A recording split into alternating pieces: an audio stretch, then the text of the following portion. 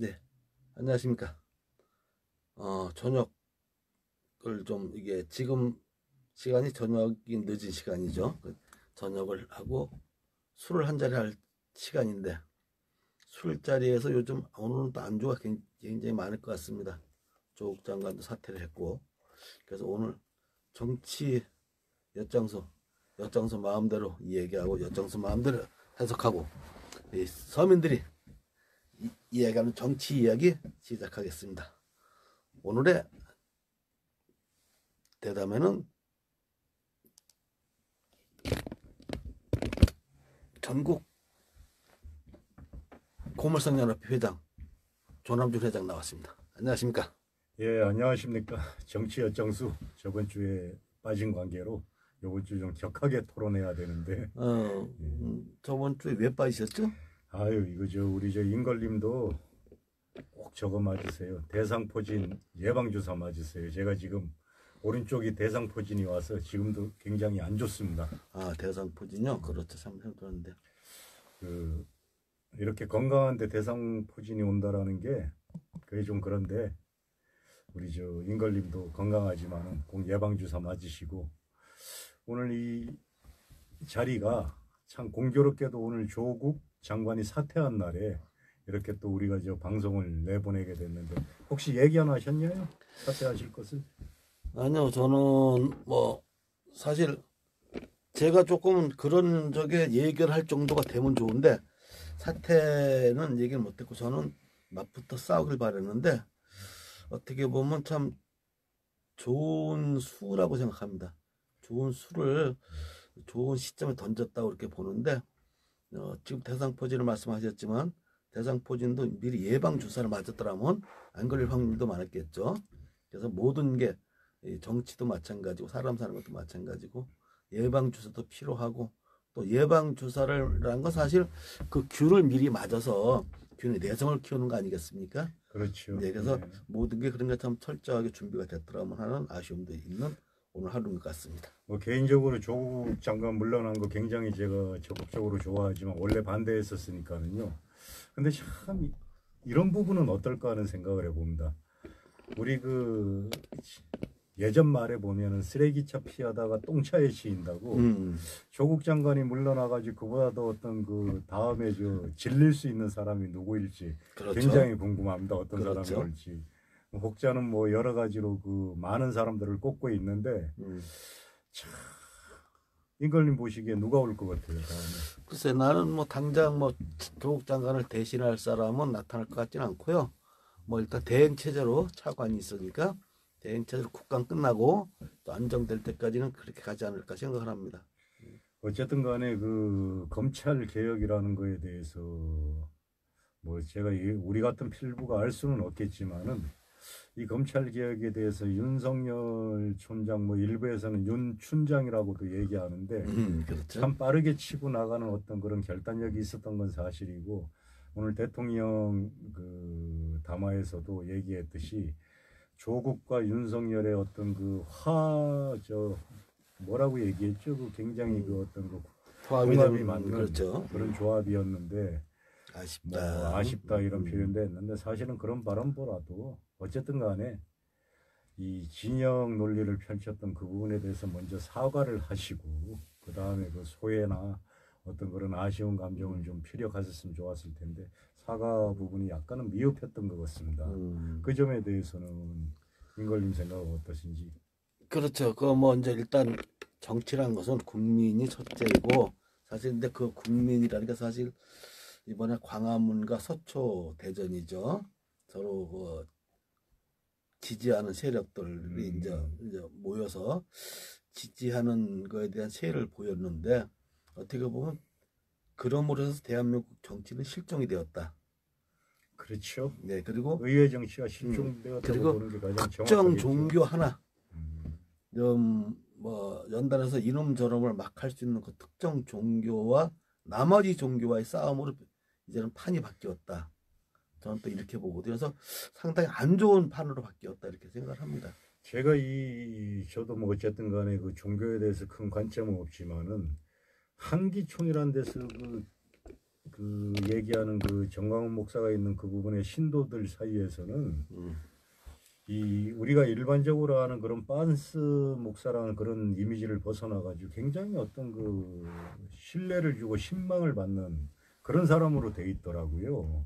그 사람들하고 얘기를 해보면은 그렇듯이 가지고 있는 가치관이나 생각이나 자기가 추구하는 그런 것들이 다 틀리기 때문에 충분히 그런 생각을 가질 수 있다는데 또 이 정치 얘기와 좀 동떨어지지만은 뭐 누구한테는 몰매 맞을 그런 얘기일 수도 있지만은 이 기독교계에서 가장 반대하는 거는 그 차별 금지에 대한 것 중에 동성애나 성소수자들 이런 문제에 대해서 혹시나 이 정권이 사회주의 체제로 가면서 그런 어떤 차별금지법을 만들어서 나라를 엉망으로 만들지 않겠냐 하는 이런 보수적인 얘기하시는 분들하고도 대화를 많이 나눠보고 그랬는데 그분들의 생각도 존중은 해줘야 될 것 같아요. 전혀 뭐 그게 좋다 나쁘다라는 차원을 떠나서 어쨌든 자기들끼리의 결속력이라든가 자기들끼리의 어떤 생각들은 굉장히 견고하게 그렇게 그 묶여져 있다라는 거 이것도 한번 짚어봐야 될 것 같습니다. 그렇습니다. 이게 참 이 정치라는 것이 이 백성을 편하게 하기 위해서 이게 만들어지는 것이고 백성을 편하게 만들어주는 사람이 참다운 정치가고 역사에 남는 사람이 되겠죠. 근데 이제 종교라는 것도 마찬가지입니다. 종교라는 것도 어쨌든 지간에 내가 그 종교를 저는 지금 참 아이러니하게도 제가 기독교 대학을 다니다 보니까 그쪽 대학에서 학점이 좀 풍족하게 나오는 게 있고 또 학점은 다 땄습니다만 그래서 이제 과목적 이수하기 위해서 또 배우는 게 있는데 그 중에 보면 기독교인이 바라보는 관점에서 보는 게 두 과목을 제가 듣고 있습니다. 근데 이 지금 광화문에서 표출된 그 한기총이라는 그 단체는 지금 거의 뭐 유명무실한 기독교 단체를 대표한다고 하기엔 참 제가 보기엔 너무 초라하지 않느냐. 참 그 전에 많은 그 기독교 단체를 대표한다고 했지만 지금은 많이 축소가 되고 그리고 오히려 이번 기회에 더 완벽하게 한쪽 구석으로 자리를 잡은 거 아닌가 하는 생각을 합니다. 원래 종교라는 것이 정치를 따라가면 안 되죠. 정치에 맞습니다. 대해서 어떤 예. 중립적인 입장을 취하고 해야 되는데 과연 광화문에 모였던 그 많은 사람들이 다 한기총 소속이냐 아니면 기독교인들은 아닐 거라는 얘기죠. 아니죠. 거기에 대해서 굉장히 어떤 그 현 정부의 어떤 정책이나 나머지 여러 사항들의 그 실망스러운 부분들을 표출할 수 있는 그런 사람도 있었을 거고 어떤 그런 분들의 어떤 모임을 갖다가 우리가 너무 저는 진영 논리라고 표현을 하고 싶지 않고 사실은 그 왕따 논리라는 표현을 하고 싶어요. 왕따 논리. 네, 나와 생각이 틀리면은 왕따를 시키는.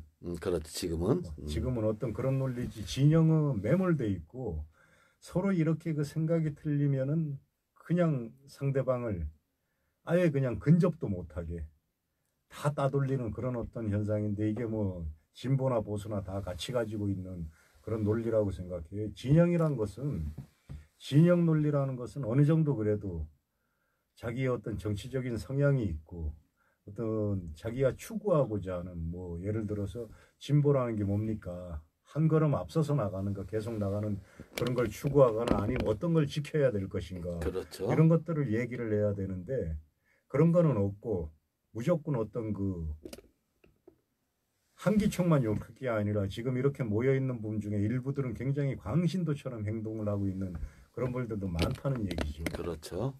예를 들어서 조국 수호 뭐 검찰개혁 다 좋은데 어느 한 부분에서 정경심 사랑한다 뭐 이런 얘기도 나오더라고요. 그런 팻말도 보고 광주가 조국이다 뭐 이런 팻말도 보고 그런 것들은 그 우리가 그 어린 아이들이 그 아이돌을 좋아하면서 쫓아다니거나 또 우리 세대가 조용필을 좋아서 막 쫓아다니던 그런 모습이지 이거는 진영의 논리라고 볼 수 없다라는 얘기죠. 그렇죠. 그것도 참 좋으신 말씀인데 이제 그 하나가 거기에 대표적인 슬로건이었다면 그렇게 말할 수도 있겠지만 대표적인 슬로건이 아니라 참 어떤 사람들이 좀 눈에 띄게 그렇게 그런 표를 들고 나왔다.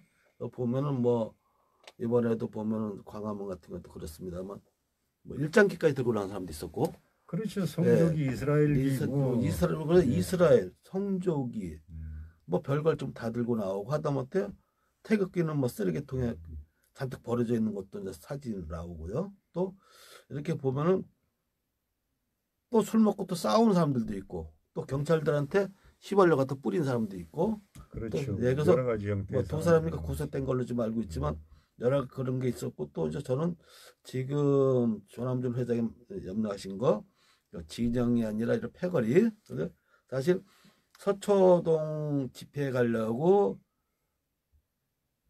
터미널역에서 내렸는데 터미널역에서 서초 집회를 가기 위해서 가는데 그쪽에 어떤 그 박근혜 지지자들과 그다음에 야당 지지자들이 모여 있다가 그 사람들한테 시비를 걸고 뭐 주먹질을 해댔다 이런 저기 보도도 나오고 그랬는데요.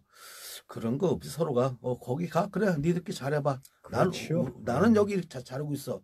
이런 서로가 이럴 수 있는 성숙함을 보여줘야 되는데 정치인들 스스로가 그런 성숙감, 정치를 이끌어갈 걸 버리고 뭐 지금 뭐 심지어는 뭐 그랬죠. 뭐 야당 대표가 검찰에 나가서 내 목을 쳐라. 고 하고 들어가서는 말 한마디를 안 합니다. 뭐하러 검찰에 나왔느냐. 일종의 그 액션일 수도 있겠죠. 그런 부분들이 어떤 그 리더로서의 어떤 그런 모습을 보여주기 위한 그런 것도 있을 수 있고 그런데 이런 얘기가 있습니다. 뭐 시중에 많이 떠도는 얘기인데 물건을 훔치면 도둑이지만 마음을 훔치면은 리더라는 얘기가 있습니다. 그렇죠. 어쨌든 간에 그 자기를 추종하거나 자기를 지지하는 세력의 마음을 훔치기 위해서는 뭔 짓은 못 하겠습니까? 근데 그게 일반적인 시민의 시선으로 바라볼 때 과연 옳은 것인가 나쁜 것인가 그게 기준이죠. 이런 기준점들에서 과연 저게 올바른 행동인가.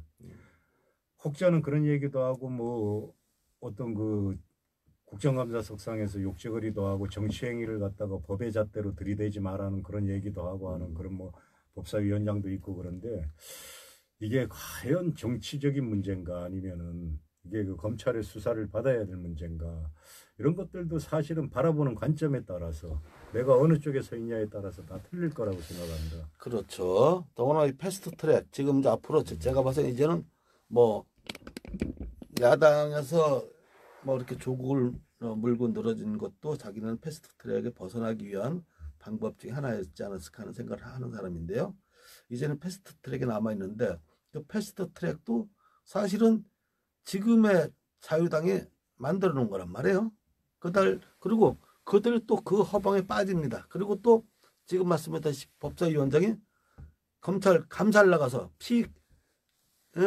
감사 기관에다 조사를 하지 말아라고 압력을 가하고 이런 저걸 했을 적에 제가 봐서는 이제 남은 거는 조국 장관이 이제 물러나고 해서 이제 전국은 이제 패스트트랙으로 넘어가는데 그 패스트트랙을 바라보는 국민들이 어떻게 바라볼까? 저는 그게 상당히 궁금하고 재밌을 것 같습니다. 뭐 궁금할 수도 있겠지만은 제가 10명의 사람을 만나가지고 길거리에서 무작위로 10명의 사람을 만났다고 가정하고 물어봅니다. 지나가는 사람들한테. 그렇죠. 그 전에 제 지인들한테 물론 고물상하는 많은 사람도 있고 또 연로하신 분들도 있는데 그런 분들한테 제가 물어볼 때가 있어요. 패스트트랙이 무언지 아십니까? 했는데 한 사람이 10명에 한 사람이 알까 말까예요. 그렇죠.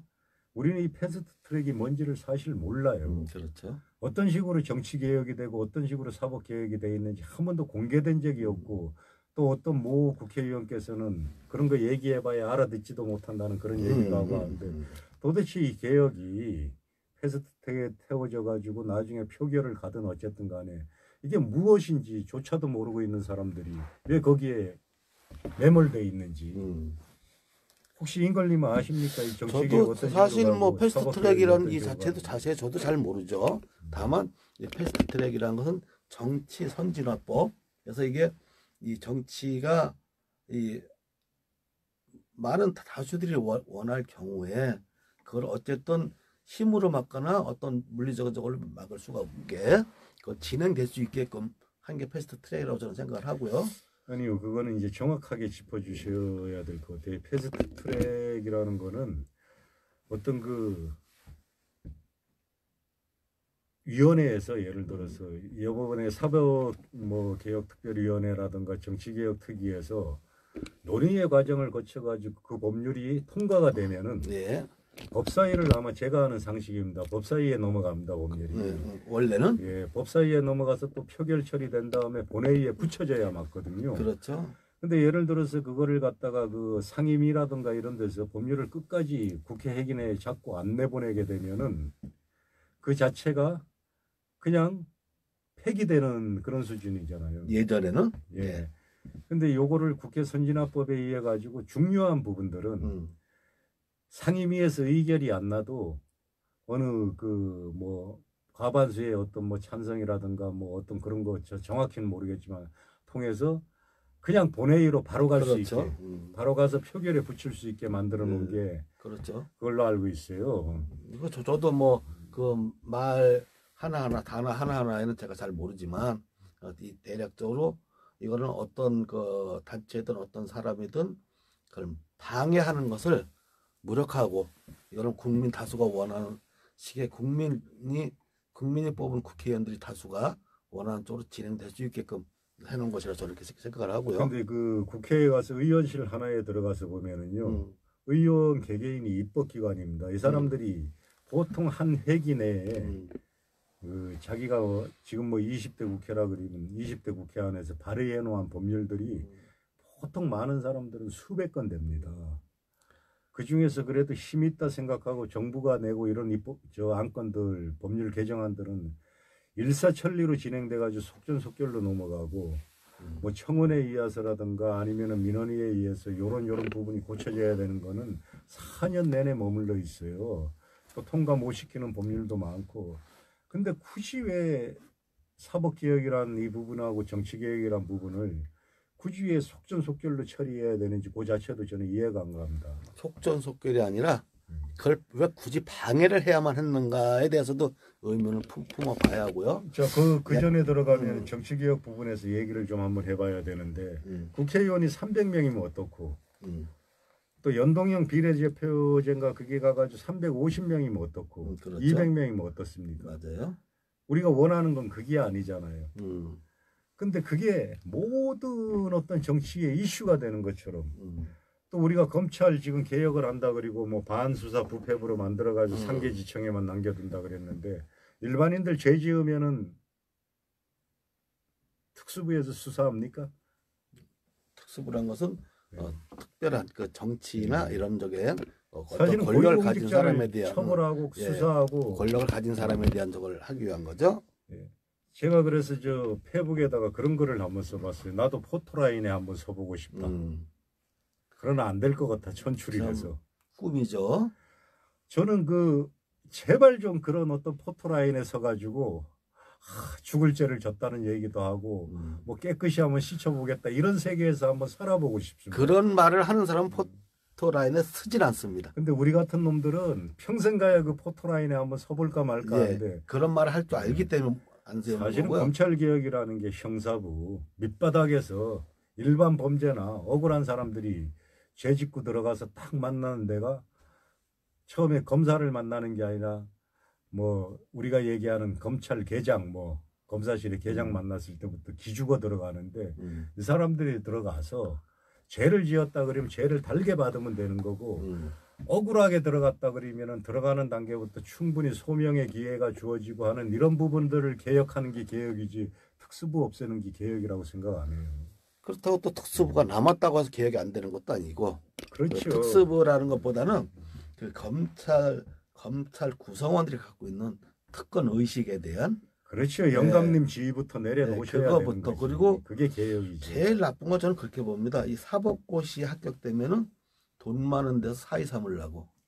그건 이제 옛날 얘기고. 옛날 얘기야. 지금도 이제 그렇게. 지금 로스쿨이라는 대로 돼 있어요. 로스쿨이기 때문에 지금은 없는 사람은 아예 공부를 못하게 돼 있단 말입니다. 그렇죠. 그 개천에서 영나는 기회를 박탈한 거죠.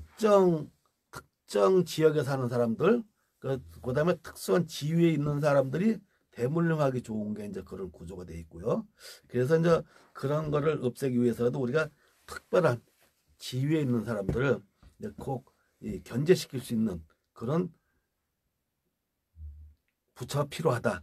그러니까 즉 검사나 고위직에 있는 사람들을 조사할 수 있는 특별한 그리고 그런 저걸 할 수 있는 공수처라는 게 필요하다. 이제 이래서 이제 공수처 얘기도 나오는 거죠.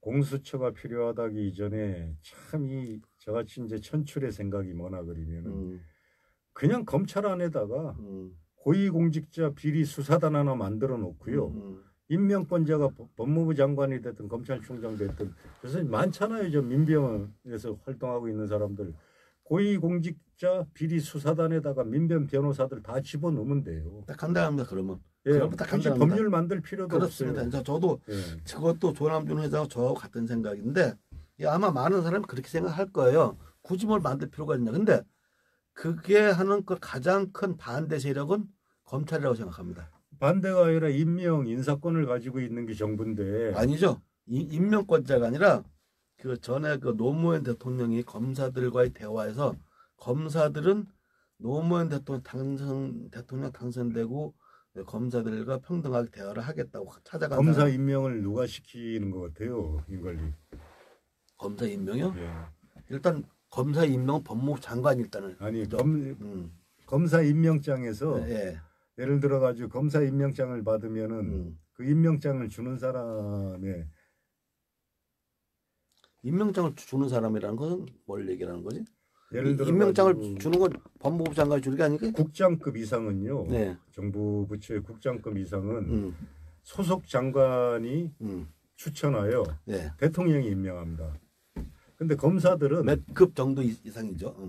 고위공무원단이라고 그렇죠. 보시면 돼요. 예전에는 뭐 상급 부의사관, 2급 관리관 뭐 이런 식으로 저기 나갔는데 지금은 상급인가 4급서부터 고위공무단 자격이 그렇죠. 주어져서 고위공무원단이 되는 거예요. 공무원 상급서부터. 예, 이 고위공무원단들의 그 인사권자는 대통령입니다. 근데 검사의 인사권자는 검사를 예를 들어 임명한 임명장의 밑에 대통령입니다. 이 대통령이 임명하는 걸로 돼 있는데 검사 임명하는 그렇다고 그걸 일일이 대통령이 주는 건 아니죠? 대통령이 주는 건 아니겠지만은 예를 들어 가지고 대통령이 지시할 수 있죠. 고위공직자 비리 수사단 만들어 가지고 거기에 들어가는 검사들은 직접 뭐 예를 들어서 법무부 장관이 면담해서 다 그 추천을 해라. 그래서 거기에 현직의 검사들 말고 다른 사람들 갖다 쫙 집어넣으면은 지금 말씀하신 걸 바로 들으면서 이번 조국 장관 같은 경우에 지금 이 사람들이 어젠가 그렇게 나왔더라고요. 패스트트랙 그 사건 때문에 이 자유한국당 60명에 대한 국회의원들을 검찰에서 조사도 안 하고 재판에 넘겨야 된다고 하니까 그럴 수가 있느냐 하니까 조국 장관 부인을 그렇게 했다. 그래서 뭐 자유한국당 의원들 한 60명 정도는 거의 뭐 이제 재판에 넘어가는 게 확정되다시피 한 저건데요. 바로 그런 게. 근데 그 논리는 미약하고 지금이라도 대통령께서 검사 임명하면 됩니다. 아닙니다. 그렇게 임명돼서는 안 되는 거고 그 법에 의해서 공수처라는 그러니까 공수처라는 걸 만드는 거 아니에요? 근데 공수처를 만드는 거에 왜 반대가 돼야 되나 그거죠? 지금 말씀하신 것처럼 그 대통령 뜻을 헤아리고 그런 집단을 가감없이 조사할 수 있는 그런 특별 검사들이 필요하다는 데는 공감을 하는 건데 꼭 그게 특수부여만 되고 공수처는 안 된다는 그런 논리가 형성될 수 있나요? 공수처라는 것은 그 기소독점주의라고 뭐 얘기들 많이 하는데 우리나라 검찰이 가지고 있는 부분 중에서 검찰이 썩었다 그러면은 검찰이 썩은 거지 기구가 썩은 건 아니다라는 얘기죠. 기구의 개혁을 시켜야 된다라는 얘기지. 왜 양분을 시키냐는 얘기입니다. 하나의 기구를 더 만들어. 기구가 아니라요. 검사들의 양심, 권사들이 갖고 있는 특권 의식이 썩은 거죠. 그건 기구가 아니에요. 어쨌든 그 사람들이 뇌리에 들어있는 그 검사를 바라고 공부할 때부터 근데 검사가 된 다음부터 이들은 지금은 검사 독일체라는 말이 사라졌지만 검사 독일체란 아주 거기에 아주 길들어진 사람들이. 그럼 이런 방법도 있어요. 방법은 참 그 사람들이 들으면 웃을지 모르는데 검찰총장을 한 명을 두는 게 아니라 검찰총장을 대법원에 보면은 대법관이 있듯이 예. 대검사 제도를 둬가지고 한 10명쯤을 심어놓고 거기에서 뭐 예를 들어서 청장을 하나 만들어 놓고 청장이 일일이 명령하는 것보다 그 어떤 그 회의에 의해서 대검사 10명 정도가 어떤 그 회의에 의해 가지고 가는 방법도 있고. 아니, 법원이라고 그래서 대법원장이 하나 잘못 들어와서 구속되고 법원이 완전히 망가지다시피 할 정도가 이게 바로 그 전 정권 아닙니까? 그거는 그런 예도 정치가 있는데 뭐 이용을 굳이. 하고 활용을 하려 해서 그러는 아니 그러니까 거지. 그렇게 되는 게 왜 되느냐? 그거는 그 구성원들의 뇌리 속에 있는 썩은 이건 우리가 이 정도 해도 된다. 국민들은 모르고 따라올 것이다 하는 그 선입관, 그 사람들의 대가리가 문제인 거지. 기구나 특별한 그 단어를 가진 기구가 문제는 아니라고 저는 보는 거죠. 그래서 그들 개혁시켜야 되는데 저는 그래서 이런 얘기를 합니다. 조국 장관 이번에 조사했듯이 검사들 전수조사해라. 그러면 대한민국 검사들 공수처 뭐 특수부 이거 필요 없이 모든 하다못해 대통령까지도 내가 잡아놓겠다 할 정도로 모든 검사들이 또 무슨 뭐 진짜 뭐 부정을 하라고 해도 나는 안 하겠다 이게 할 정도로 검사들이 개혁이 될 것이고 그런 검사는 남을 것이라고 저는 장담을 하거든요. 어쨌든 간에 그런 어떤 그 개혁이라는 것이 기구를 하나 더 만든다라는 거 지금 언제부터 못 만드는 겁니까? 한 십수년 세월 동안에 공수처 만든다고 얘기하고 못 만드는데 못 만들었을 때 지금 만들어야지, 그죠? 지금 예를 들어서 만든다고 한들 그 요번 회기 내에 공수처가 지금 자유한국당 또 나머지 어떤 야당들에서도 지금 반대하는 쪽이 많이 생겨나는데 이게 패스트트랙에 태워져 가지고 설사 과반에 의해서 통과된다 하더라도 과연 제대로 된 법률이겠습니까? 지금 현재 조국 장관이 만들어 놓은 그 법률안에 보면은 잘은 모르겠지만은 수사권만 가지고 있고 기소권이 없는 걸로 알고 있습니다. 국회의원 전원에 대한 어떤 그런 수사권조차도 없어요, 공수처는. 그럼 오로지 검사만 공수처에 더한 힘을 실어주자는 말씀이신가요? 공수처에 더한 힘을 실어주는 게 아니라 검찰 개혁이면은요, 대한민국 검찰청이 또 소속 검사들이 개혁될 수 있게 만들어줘야 되는 거지. 그렇죠. 기구를 하나 더 만들어가지고. 근데 그 검사들 스스로가 나는 지금도 그런 임명권자라는 얘기를 몇천 명 되는 검사들이 지금도 제가 임명권자라고 얘기했는데 임명권자가 인사권자가 가지고 있는 임면에 대한 권한입니다. 정확히 얘기하면 임명에 대한 권한도 부분을 제가 모르기 때문에 면직에 대한 권한도 있다라는 얘기예요. 얘기를 안 하는 건데 이제 바꿔서 그들이 양심이 있는 집단이라면 한 명 정도는 최소한 이번에 임 부장검사가 나왔죠. 우리 검찰 개혁돼야만 됩니다. 라고 했을 때 저 사람 말이 맞습니다 하고 동조하는 사람 단 한 명이라도 나왔더라면 검찰 썩지 않았습니다. 단 한 명조차 나오지 않는 저 썩어 빠진 사람들. 나는 그 임 부장검사 말고 나머지 다 썩었다고 보는 거예요. 왜냐? 그 사람이 올바른 소리 했는데 아니면 저 사람이 검찰을 욕을 하니까 저 사람이 나쁜 사람이다 하는 사람은 나왔어. 그러나 저 사람이 나쁜 검찰에 대해서 부정확한 얘기를 하고 있고 검찰은 떳떳합니다 하고 할 수 있는 사람은 하나도 안 나왔다는 말이에요. 그래서 그 검찰 집단 자체가 지금 말씀하신 것처럼 그렇게 해서는 기억이 안 돼요. 검찰 집단보다 어떤 법원의 어떤 그런 부정확한 어떤 판단에 의한 법리 해석으로서 참 명판결이 아니고 잘못된 판결이 많이 나오는 이런 부분들 이런 것도 개혁해야 된다라고 얘기하는데 그러니까 옥상옥이라고 얘기합니다. 근데 그게요. 공수처가 생겨가지고 판사를 기소하거나 검사를 기소한들 나중에 그럼 공수처 사람들은 또 검사가 기소해야 되는 건가요? 잘못하면? 그건 내가 말에 대해서 단어 하나는 제가 잘 모르겠는데 일단 지금 제가 봐서는요. 일단 대법원장이 구속이 됐죠. 그다음에 대통령 자체가 탄핵이 됐습니다. 그리고 많은 대법원장이 탄핵이 구속이 되면서 많은 대법관들이나 많은 고위 법관들이 구속이 됐고요. 그다음에 대통령이 탄핵이 되면서 많은 장관들도 구속이 되고 재판을 계속 받고 있고요. 즉 이것은 뭐냐? 검찰이 잘한 거네. 아니요. 검찰이 안 했던 걸 국민이 촛불로 만드는 거죠. 아니, 검찰은 단 하나 자발적으로 한 거 하나도 없습니다. 자발적으로 했던 그래서 검찰은 개혁돼야 될 대상이고 검찰뿐이 아니라 이 대한민국의 권력을 가진 모든 집단은 다 개혁 대상이다. 왜냐? 검찰이 하나라도 대통령 탄핵해야 됩니다. 아니면 자, 그럼 이제 정리를 한번 해보면은 이런 어떤 결과 이명박 전 대통령 구속됐잖아요. 그렇죠. 구속됐다 지금 나와 있죠. 예. 어쨌든 나와 있는데 양승태 대법관 구속됐잖아요. 그렇죠. 박근혜 전 대통령 구속됐잖아요. 예. 김기춘 구속되고요. 그렇죠. 조현성 구속되고 예. 다 구속됐습니다. 그 전에 전두환 노태우 대통령도 구속돼가지고 재판받았습니다. 예. 사형언도까지 받았었죠. 예. 그 이후에도 살아있는 정권에 다 그 대통령 아들들 뭐 정치자금법 위반 뭐 이런 걸로 다 구속됐습니다. 그렇죠. 검찰 이 정도면 제가 검찰을 좋아하진 않아요. 분명히 저도 검찰 개혁 바라는 사람 중에 하나인데 많이 한 겁니다, 일. 아니요. 검찰이 한 게 없다니까요.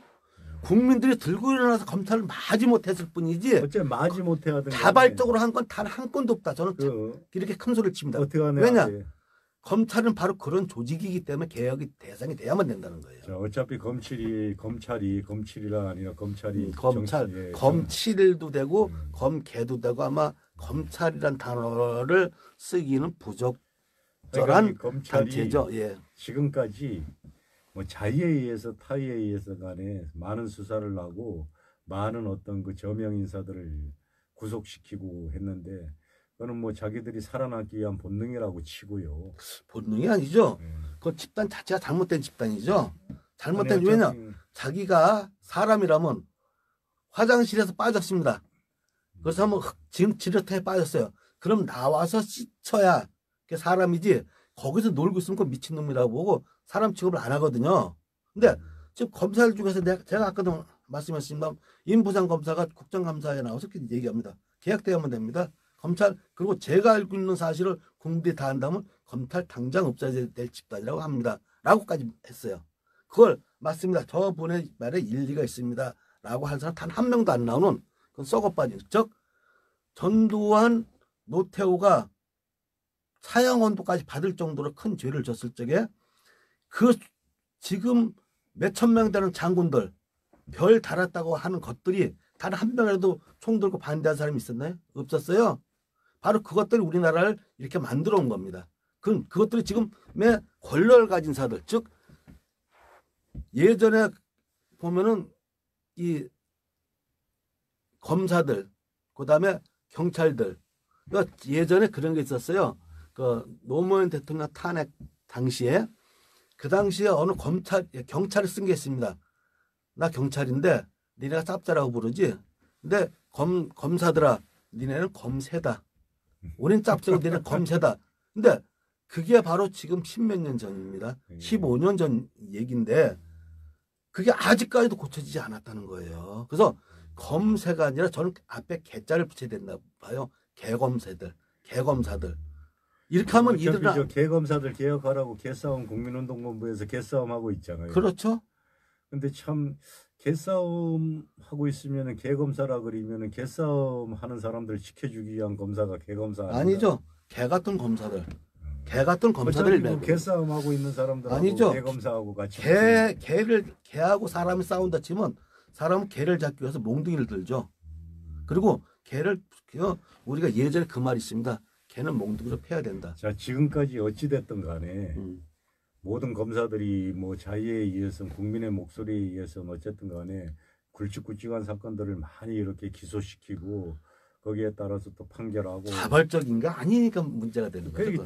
자발적이 아니더라도 국민의 요구에 의해서 움직인다 그러면 겨우 움직이는 척한 거죠. 움직인 게 아니라 지금 말씀하신 것처럼 움직였다 했는데 움직이는 게 아니에요. 움직이는 척만 한 겁니다. 그리고 그들은 바로 또 옷 벗고 나가서 좋은 자리에 정관 예우 받으면서 변호사가 돼서 돈만 쫓아갑니다. 자, 어쨌든 그거를 개혁을 하겠다고 예. 지금 얘기들을 하고 뭐 어떤 조국 장관 임명하고 지금 뭐 쭉 이렇게 훑고 나오는데 그 얘기를 하기 이전에 지금 젊은 검사들 예. 아까 이문정 검사 얘기했는데 물론 조직에서 보면은 그 조직에서 아까 검사라는 조직에 검찰이라는 조직에서 보면은 이문정 검사가 사이코패스 같이 보이겠죠. 어떻게 보면. 어쨌든 그런 것들을 다 저거 했을 때 개혁을 할 수 있다라는 것은 새로운 기구를 만들고 새로운 기구를 만들어서 그 기구를 죽이는 게 아니라 그 지금 공수처 만드는 논리를 가지고 얘기하면 육군이 썩었으니까는 육군 다 없애버리고 육군 칠 수 있는 특수부대 하나 더 만들자는 얘기하고 아니죠. 박근혜 대통령이 어떻게 했습니까? 해경을 없앴지 않았습니까? 그 당시에 해경 없앤 거에 대해서 반대한 적 계시나요? 그럼 지금 이런 공수처 만드는데 반대한 사람들한테 난 묻고 싶습니다. 바로 박근혜가 해경에서 세월호 학생들을 못 구했다고 해서 해경 기구를 해체시켜버립니다. 그때 과연 반대했던 사람 누가 있느냐? 없어요. 그 지금은 그 왜냐? 검찰 수호한다는 박근혜 식으로 그때 왜 반대를 못한 거예요? 박근혜 식으로 그때 반대를 많이 했죠. 그죠. 왜 그걸 해경을 해체하는 걸로 하려고 그러느냐? 그게 아니라 근본적인 즉 박근혜 대통령서부터 그 당시에 7시간 동안 뭐 했느냐? 이걸 따져야 되는데 저는 7시간 동안 뭐 주사라 맞고 영양주사라 맞고 이러고 있으면서 그래서 지금 여기에 들어온 걸 이경선 씨가 쓴 걸 몇 개 읽어볼게요. 예. 국민을 위한 참다운본이 빨리 자리 잡아서 하루빨리 안정된 대한민국이 되길 바랍니다. 매너 있는 국민의 정신도 필요하고 종교도 마찬가지고요. 짜고 치는 고스톱이 되는 거죠. 패스트 트랙을 잘못하게 되면 그 다음에 그런 지금 양심이 썩은 거죠. 검찰이 썩었으니 지금 국민들이 촛불을 드는 거죠.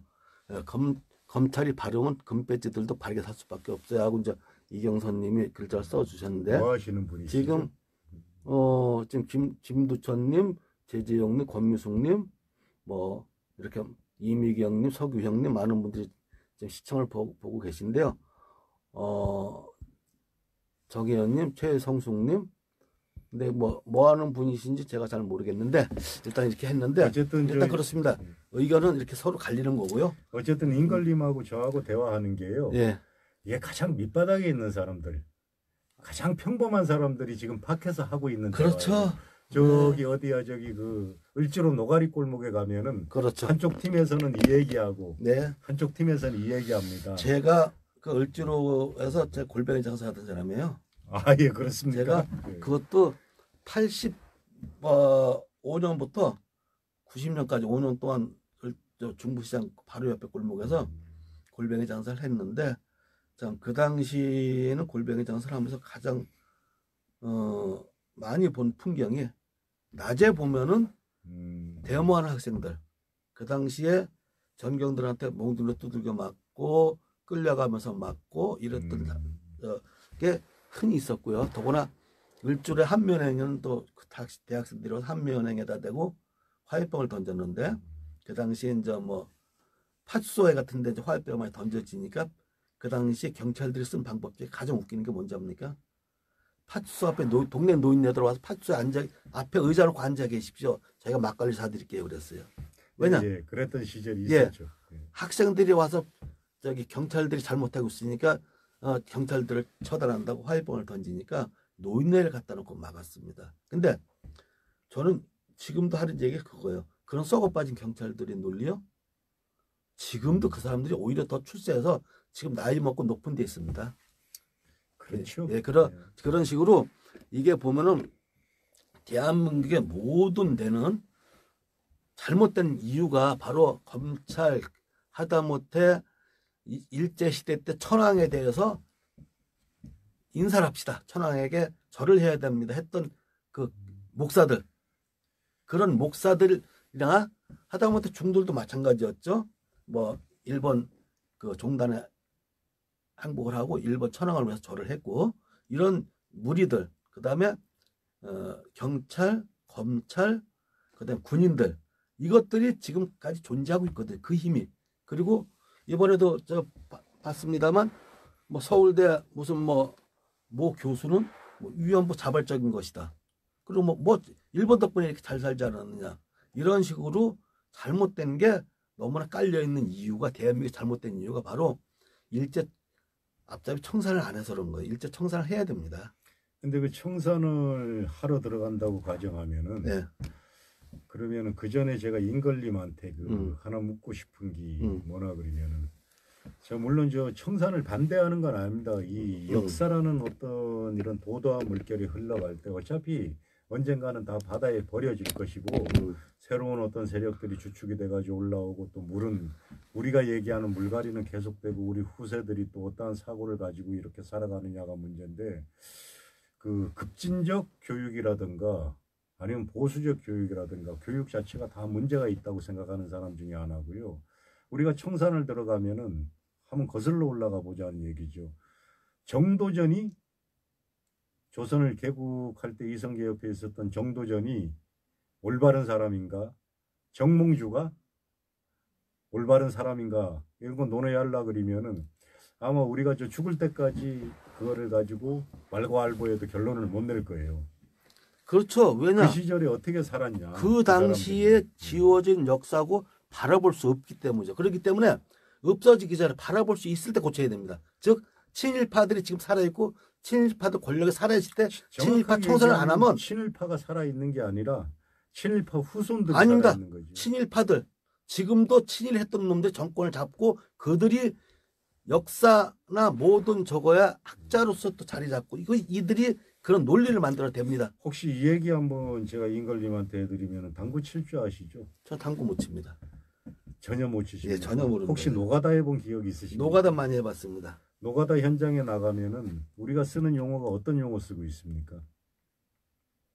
노가다 현장에서 일본 말이 많이 남아있죠? 당구에도 많이 남아 있는데 네. 사실은 그 당구 용어가 굉장히 그 참 아리까리한 용어가 많은데 거기가 다 그 일본어로 돼 있는 건데 예.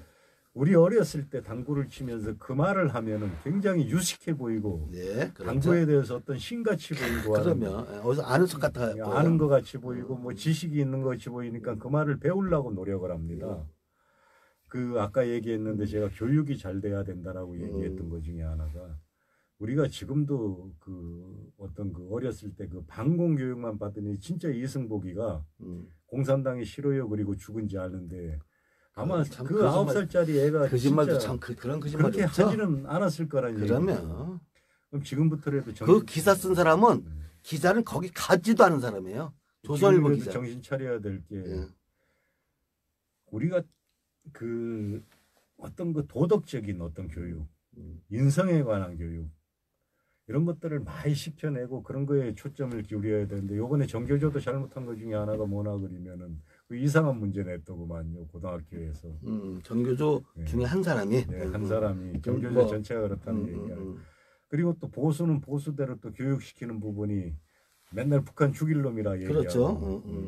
이런 교육을 어떤 그 창교육을 만들어낼 수 있는 어떤 그런 것들 그리고 어려서부터 이렇게 그 어떤 일본 말을 쓰고 그 당구에서 일본 용어를 쓰면은 되게 멋있어 보이던 그런 어떤 사고들 이런 것들이 언제쯤 시켜나갈까 하면 우리 후손 우리 아랫대에 가면은 그게 없어질 거라고 생각을 해요. 그게요. 근데 이렇게 보시면 돼요. 저는 저 일본에 가서 일본 말도 배워보고 했는데요.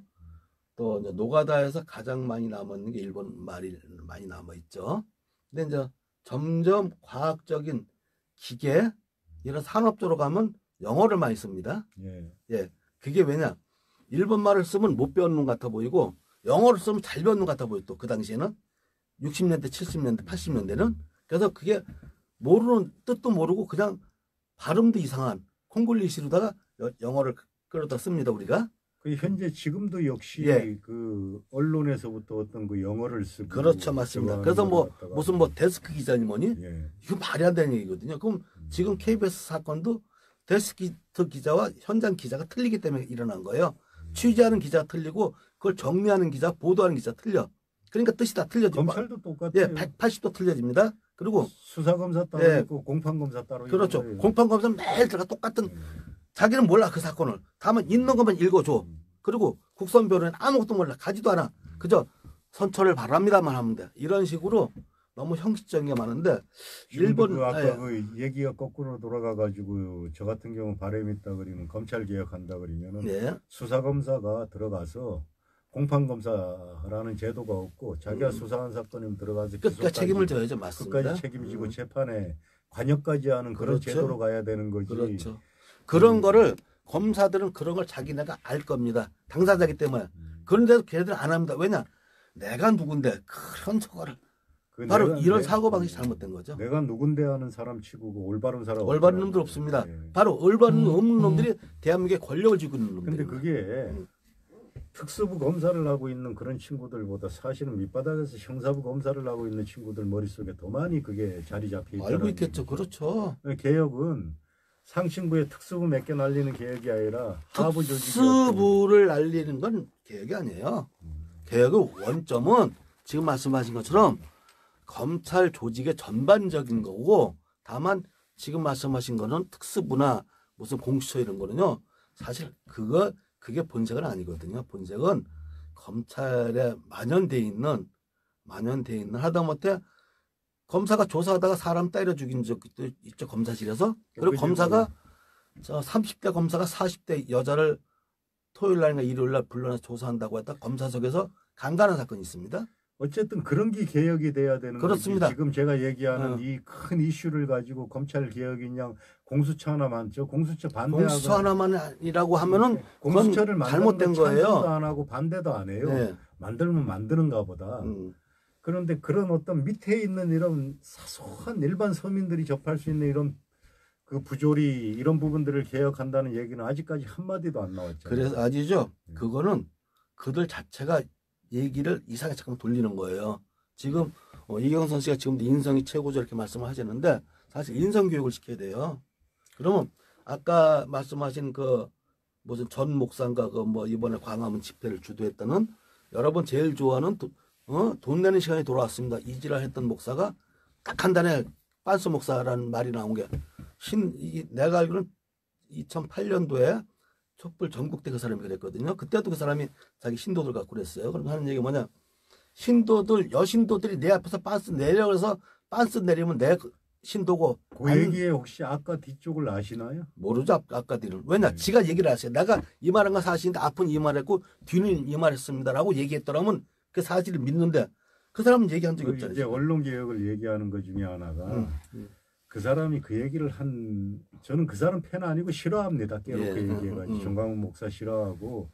그런데 그 사람이 한 얘기 중에 하나가 그 자기 소속 집단에 어떤 그 목사 하나가 그 집사하고 어떤 그 간통 사건이 있었다 그럽니다. 그래가지고 거기에 가가지고 그 목사가 하는 얘기가 내가 저를 꼬신 게 아니라 제가 나를 꼬셨습니다. 이거는 뭐 어쩌고 저쩌고 하니까는 정광훈 목사 하는 얘기가 그 목사 자격 없는 놈이라고. 어떻게 목사가 돼가지고 자기 신도들의 허물을 덮어줄 줄 모르고 제가 잘못됐다라고 얘기하는 게 무슨 목사 자격이 있나. 너 어디 가가지고 그런 목사 하려고 그러면 하지 말아라. 목사 자격 없다.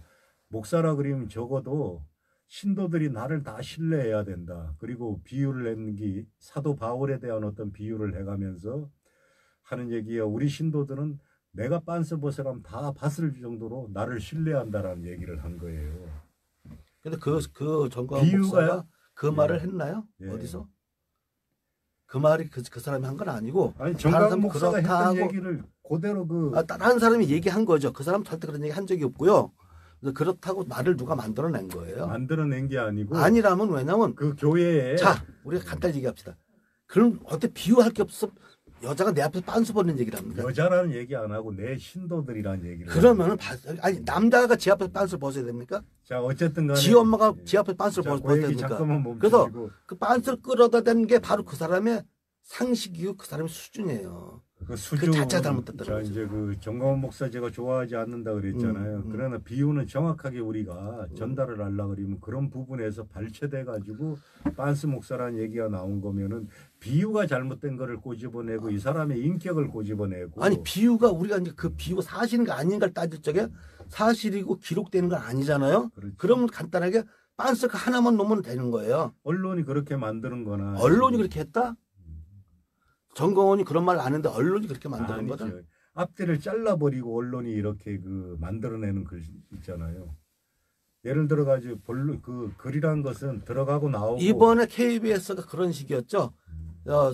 그 당사자는 1, 2, 3, 4, 5를 얘기했습니다. 근데 KBS는 1, 2, 3을 보도했습니다. 4, 5는 무시를 했어요. 근데 1, 2, 3을 합하면 6이 됩니다. 4, 5를 합하면 9가 되고요. 그러니까 제 큰 거를 빼고 예. 적은 것만 보던 거예요.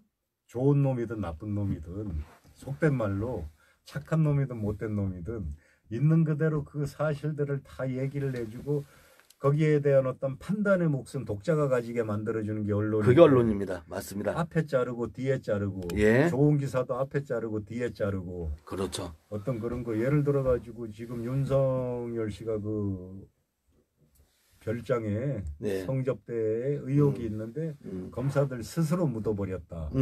한겨레 신문 보도 뭐 어영부영 기자라고도 반대쪽에서 비판하다 보면 하어영 기자 그런 사람들 그 보도 내용 법적으로는 문제될 게 없을 것 같아요 제가 볼 때.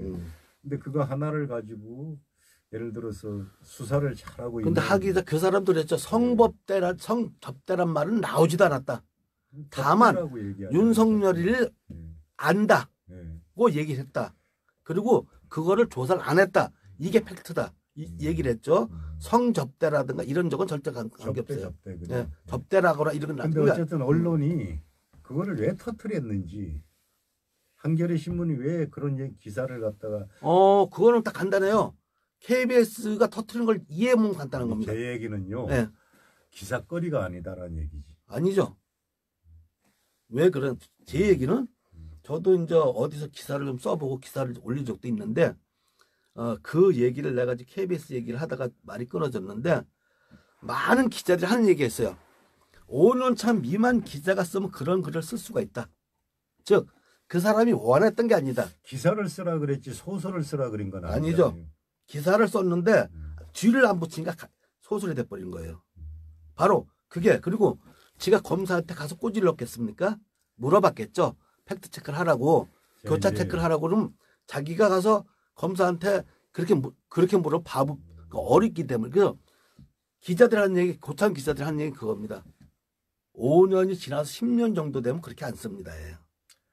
어쨌든 간에 이거는 기자들이 꼭 그렇게 어떤 그 나쁘다고 하기 전에 아니 그 기사를 쓴 놈이 나쁜 놈이죠. 그러면 어쨌든 간에 저는 이것도 이 문제도 우리 시민들한테 있다라고 생각합니다. 자극적인 기사만 좋아하고 그렇죠. 맞습니다. 어떤 그 뭐라고 얘기해야 되나 어떤 그런 묘한 그런 것들만 좋아하는 시민들 수준에도 문제가 있고 그러면 맞습니다. 사실은 제가 그 서초동에 가서 조국 수호하고 검찰 개혁하자고 외치는 저 많은 사람들이 제 개인적인 심정으로는 뭐 모녀 가장이 죽고 어디에 자살하고 어디에 가면은 이런 사람들이 보건복지부 앞에 몰려가든지 어떤 정부 앞에 몰려가서 어떤 이런 사회의 빈곤층이라든가 우리가 그 미처 손보지 못한 이런 사람들을 위해서 그 목소리를 좀 높여주거나 또 광화문 나갔던 사람들이 거기서 뭐 청와대에 가서 문재인이 하야하라가 아니라 이 사회 구석구석의 잘못된 부분에 가서 다 같이 목소리를 내주고 할 수 있는 그렇죠. 어떤 그런 사회가 됐으면 참 좋겠고요. 그 논쟁이란 것은 하다 보면은 자기가 그 선봉하고 자기가 맞다고 믿는 거에 대해서 사람들은 누구나 거기에서 어떤 그 뭐라고 얘기하나 광신적인 절대적인 어떤 그런 어떤 믿음으로 가는 그런 부분들이 결과적으로 가면은 양분되잖아요. 세계의 어떤 전쟁이나 이런 걸 봐도 어떤 이념의 차이라든가 어떤 종교적 차이라든가 이런 걸로 인해서 일어난 전쟁이 굉장히 많습니다. 그렇습니다. 근데 우리가 정치나 정치인이나 어떤 그런 걸 바라보는 관점이 지금 시중에서 떠돌고 있는 얘기 중에 하나가 뭐 제가 그런 얘기도 했습니다. 태극기 부대를 주도하는 조원진이나 태극기 부대나 요번에 검찰청 앞에 가가지고 조국 수호를 외치는 사람들하고 무슨 차이점이 있냐라는 얘기를 한 적이 있습니다. 저는 차이점이 없다고 봅니다. 차라리 조국 수호라는 얘기가 빠지고 검찰 개혁만 부르짖었으면 정당성이 있었을 거라는 얘기죠. 네. 그리고 태극기 부대가 박근혜 석방하라는 얘기 안 하고 어떤 그 보수의 가치를 시킨다고 다니면서 어떤 그런 걸 전파했으면 그것도 정당성이 있다고 보거든요. 그 조원진이를 판가할 때 저는 그렇게 판단합니다. 이번에 국회에서 국정감사할 때 그랬죠. 상대 국회의원한테 야, 너 지금 뭐라 그랬어? 여자한테더구나. 양아치도 아니고 그 근본을 드러내는 거거든요. 그래서 원래 그 사람 자유한국당 탈당을 했죠. 탈당을 다 탈당이 당했나? 아니라 그 사무 철학을 이나요 정당에. 예. 자유한국당 사무처의 어떤 그 출신이고 그 출신들이 이렇게 됐는 게 많은데 뭐 거기에 대해서 비하인드 스토리라든가 그 내부 깊숙이 거기에 대한 어떤 자금이 어디에서 나오는가부터 해가지고 할 얘기도 참 많지만은 사실은 지금 그 흐르는 어떤 흐름을 보면은 그 중국의 그 공안들의 어떤 형태들이 우리나라에 많이 들어와 있고요. 또 중국 자금들이 굉장히 많이 들어와 있다는 얘기도 있고 참 어떤 모 국회의원이나 사람들이 얘기하는 것 중에 신라젠 혹시 아십니까? 글쎄요. 어떤 조금만 들어서 제가 자세히 모르겠네요. 그 항암 치료제 개발하는 연구회사입니다. 요번에 그 압수수색 들어갔었지요. 검찰에서. 거기에 대한 어떤 연들은 어떤 그런 그 정치를 바라보는데 종교적인 관점에서 막 어떤 그런 믿음을 그 숭상하고 막 어떤 숭배하는 그런 관점보다도 냉철한 시각으로 바라봤으면 좋겠다는. 그래서 저는 또 이런 얘기를 또 하고 싶은 게 참 이번에도 참 씁쓸한 게 저기 광화문 집회를 마치고 경찰들한테 뭐 집어 던지고 휘발유까지 뿌리고 또 검찰 집회로 가는 사람들한테 시비 걸고 폭력을 휘두르고. 그거는 저도 개인적으로 법대로 해야 된다고 생각합니다. 그래서 제 생각은 이렇습니다. 제가 한 가지 사람들한테 물어보는 게 있어요. 자유당 때 그 광장시장 앞에서, 지금의 광장시장 앞에서 그 당시 깡패들 18, 19, 20살 먹은 깡패들이 고대생을 때렸습니다. 강목 숨어 있다가 데모를 마치고 집으로 가는 고대생들을, 그들이 4.19가 끝난 다음에 그들에 대한 수배가 내린 게 그들이 뭐 군대 입대하고 막 도망가다니 막 그랬어요. 그들이 몇 살인지 혹시 아십니까? 제가 질문했습니다. 그러니까 60년인데요. 지금으로부터 60년 전입니다. 우리 인걸님 저 초등학교 1학년 정도. 그렇죠. 근데 그 당시에 18이라고 하면 지금 70 몇 살밖에 안 됐어요. 그렇죠. 예, 아주 팔팔하고요. 지금도. 또 얼마든지 그 사람 지금도 아주 기를 쓰고 여기저기서 좋은 일 하고 하는 척하고 다닐 수도 있어요. 그래서 참 태극기 든 사람들, 검찰 개혁을 하자고 한 사람들, 그 과거를 놓고는 하나하나 따져보면 참 많은 문제점이 있을 수가 있어요. 근데 그거는 떠나서 나는 항상 하는 얘기는 그거예요. 앞에 쓴 사람들, 이 말 한마디라도 잘해라. 즉 거기서 욕이나 해야 되고 너무 상대방을 비판적으로, 즉 보면 처음에 저는 검찰 개혁 할 적에 바로 이 첫날 노사모 출신들 많은 사람들이 그런 얘기를 했어요. 정치인들은 빠져라. 니네가 왜 올라갔느냐.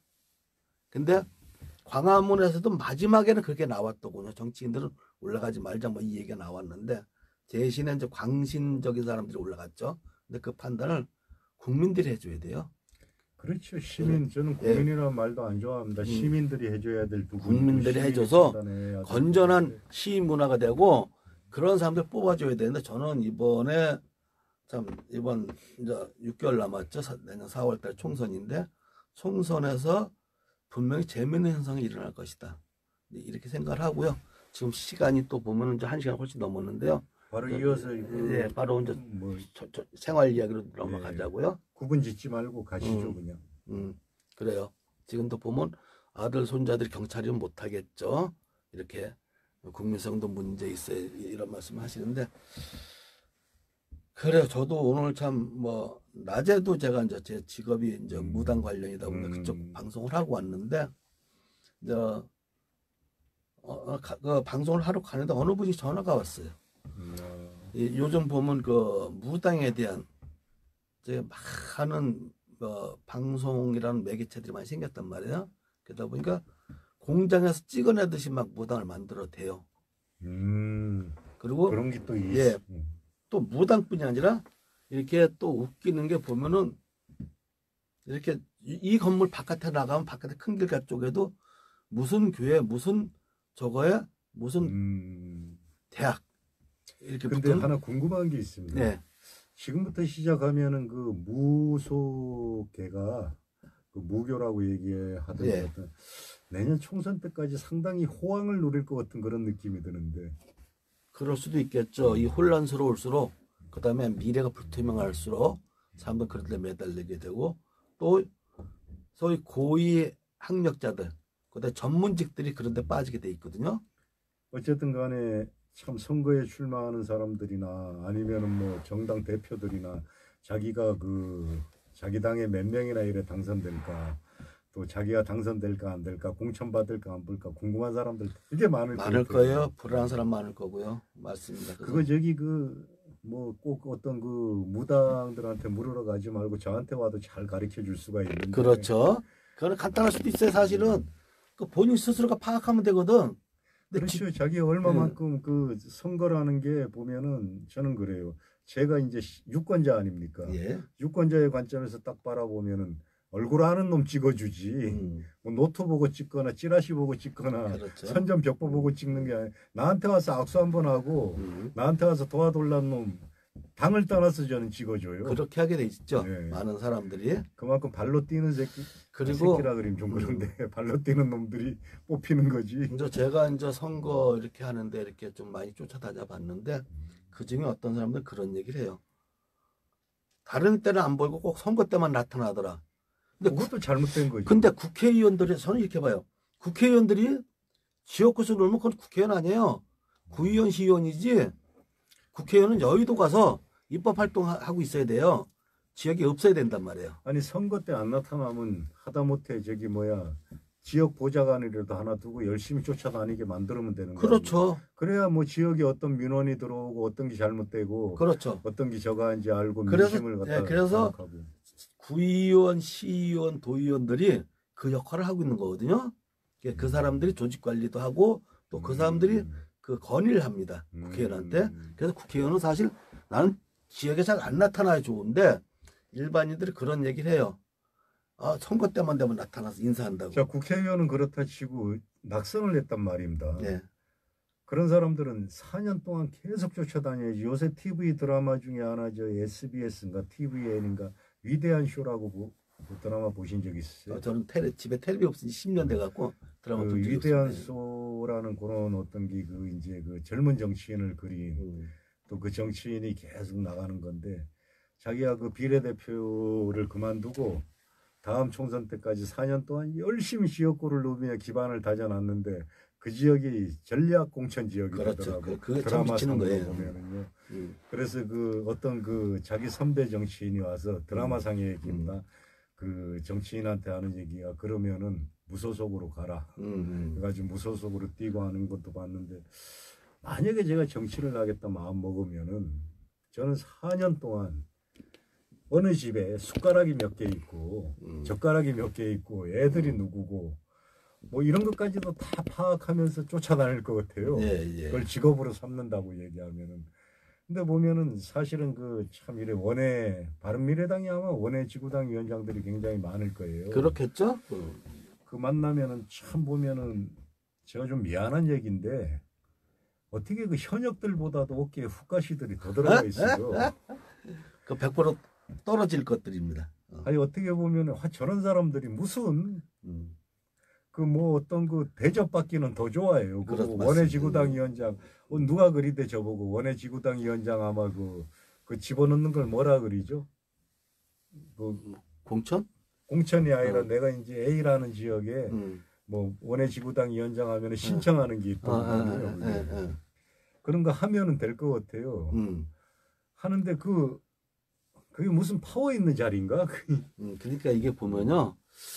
저도 옆에서 이렇게 보면 참 안타까운 게 뭐냐면 자기 스스로가 보면 알거든요. 근데 꼭 2등, 3등짜리들이요. 2등, 3등 꼭 2등에 선거에서는 2등이 필요 없는 거예요.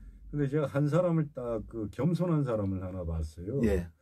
그 뭐 이런 실명 얘기해도 될지 모르겠지만은 동작 그 나경원 의원 옆에서 뛰고 있는 그 지역구 하나 있는데 거기에 보면은 자유한국당입니다. 김숙향 위원장이라고 지금 4년 동안 계속 텃밭을 훑고 다니는 거예요. 지역에서.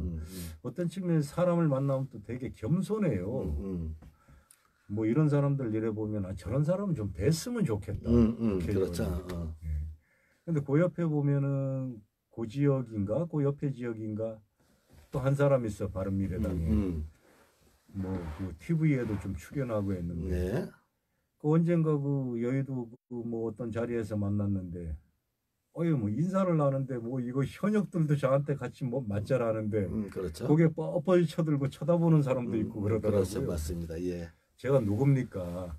그래도 전국의 그 엿장수들을 끌고 가는 엿장수의 그렇죠. 대표인데. 그렇죠. 뭐 저도 정치만 안 할 뿐이지 어디 가서 땡깡 죽인다 하면은 웬만한 땡깡 못 죽이겠습니까? 예, 그렇죠, 맞습니다.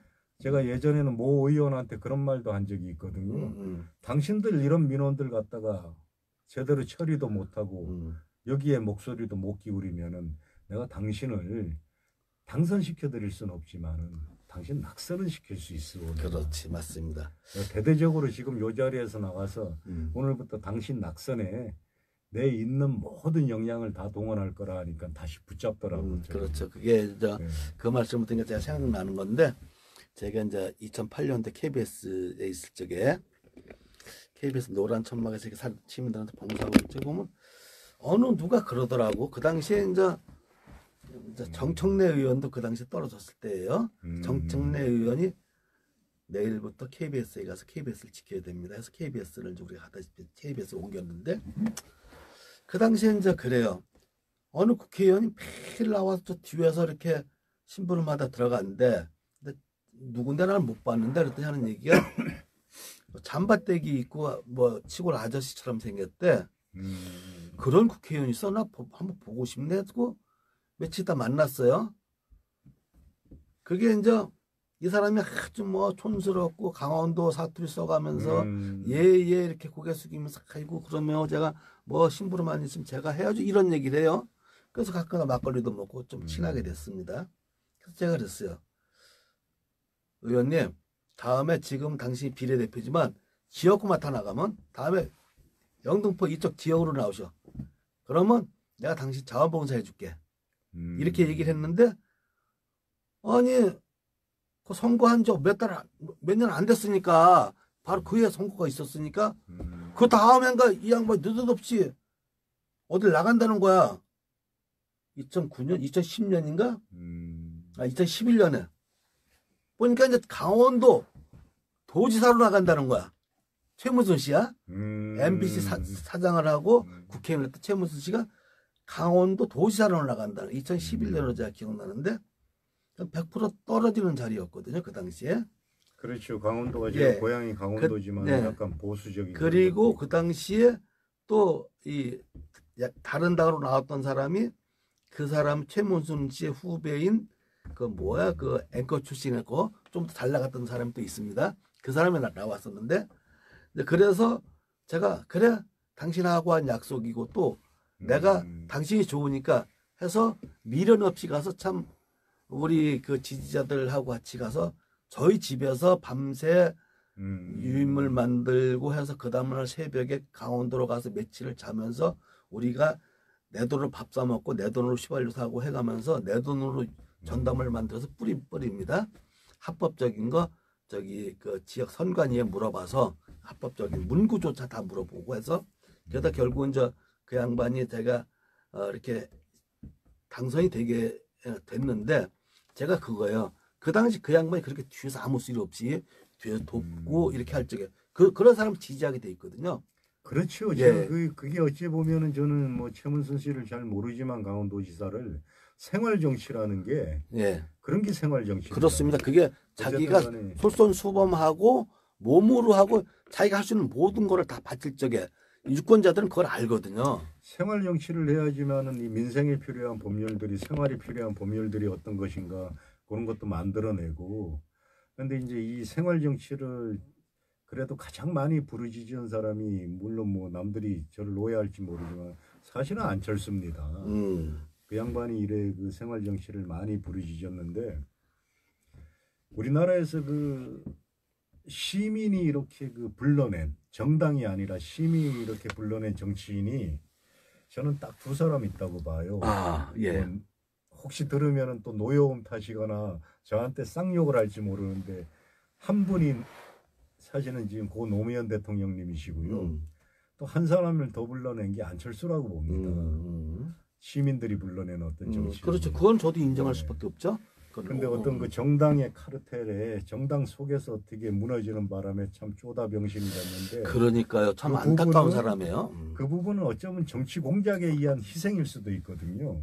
그리고 이제 제가 봐서는 그렇습니다. 제가 참 안철수 씨를 안타까워하는 게 저도 이제 한때는 안철수 씨 그쪽에 어떤 직책도 갖고 있었던 사람 중에 하나인데 그 이제 그게 안타까운 게 뭐냐면 아까 제가 잠깐 정치를 얘기를 했는데 정치 중에 보면 영원한 2류가 있고 영원한 3류가 있습니다.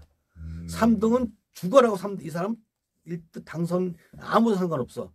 그리고 영원한 2등이 있습니다. 1등 죽어도 안 되는 사람. 그런 사람들이 조금 아까 말씀하시다시피 어깨 폼 잡고 정치인 인류 정치인 절로 가라고 폼 잡고 다니고 못된 짓 다 하고 다닙니다. 근데 안철수 씨나 그다음에 저기 유엔 사무총장 지난 사람 누구야? 반기문. 네, 반기문 씨 이런 사람 왔을 적에 그 주위에 달라붙은 사람들이 바로 2등, 3등짜리였습니다. 안철수한테는 2등짜리만 달라붙었어요. 반기문 씨한테 3등짜리만 달라붙었습니다. 그 사람 반기문 씨 공항에 왔다고 했을 때 그 사람 주변에 선 사람 딱 보십시오.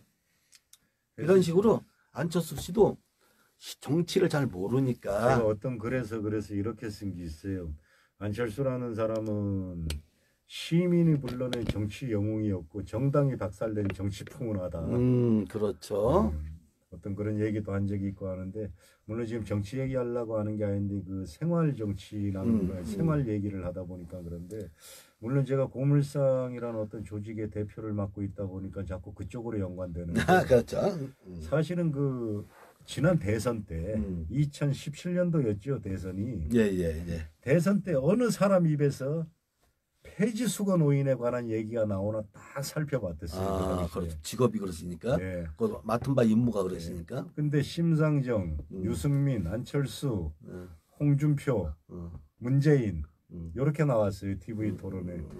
거기서 그래도 폐지 수거 노인의 어려운 부분과 복지를 딱 얘기한 사람이 혹시 누군지 아십니까? 저는 기억이 없습니다. 제가 관심 받기 네, 그래서 그것만 봤으니까. 그렇죠. 딱 한 사람 있었어요. 그래요? 유승민 씨. 예. 그 사람도 참 안타까운 풍운하예요. 근데 이제 그걸로 좋게 보는 게 아니라 적어도 대선 주자가 이 사회의 가장 어두운 구석에 있는 불쌍한 사람들 이런 사람들에 대해서 말 한마디를 해주는 게 그렇죠. 이게 어떤 나비 효과를 타고 쭉 날아가면은 굉장히 큰 어떤 시너지 효과라고 생각하는데 저도 참 그게 지금 말씀하신 게 저 같은 경우는 저 노인 복지를 배우고 있지 않습니까? 그래서 저도 어제 이제 과제를 쓴 게 이제 그런 노인에 대한 과제를 쓰는데 사실 노인이란 것은 이 육체적으로도 축소가 되고 정신적으로도 축소가 되고 자존감이 망가지는 걸 가장 싫어합니다. 그래서 노인들 중에는 오히려 자살이 많습니다. 대한민국 노인들 중에는. 그렇죠. 예. 왜냐? 자살도 내가 약 먹거나 목매다 죽으면 자식들한테 피해가 가니까 의도적으로 음식을 덜 먹고 약을 안 먹어요. 그래서 의도적인 자살을 합니다. 이런 자살하는 노인들이 의외로 많습니다. 그 사람 자살로 포함되지도 않아요. 그래서 지금 말씀하신 것처럼 그 노인들 그나마 살으려면 폐지 수거라도 해야 되는데 폐지 값은 지금 날이 갈수록 떨어지고 있고 지금 뭐 거의 그 재활용 대란 일어나기 일보 직전입니다. 그렇다고 그러죠. 저는 그래서 그런 것도 정치인들이 사실은 그런 소외된 사람이 아니라 굉장히 뭐 큰 집단이거든요. 노인. 근데 노인 집단이라 치니까 제가 지난달에 과제에서 제가 그걸 쓴 게 있는데 노인 연령을 높이는 거에 대해서 저는 반대했습니다. 왜냐? 지금껏 노인 연령을 반대를 주장한 사람 중에 하나가 대한노인의 회장이라고 그러는데 그 사람은 평생 권력만 누리던 사람입니다. 그 사람은 그러다가 노인 회장까지 했고 결국은 늙어서 훈장 하나 더 받으려고 자기가 노인들 나이를 올리자 70 이상을 올리자 그러면 나이가 65세 이상이 되면은 좋은 게 첫째 지하철 무료가 되죠. 그래서 뭐 춘천까지 아니면 아산까지 지하철 공짜로 타고 다닐 수 있어서 소일거리라도 할 수가 있고 또 저기 기초노령연금이라서 2, 30만 원이 나옵니다. 이런 걸로 해서 겨우 굶어 죽지는 않게 살아갈 수는 있습니다.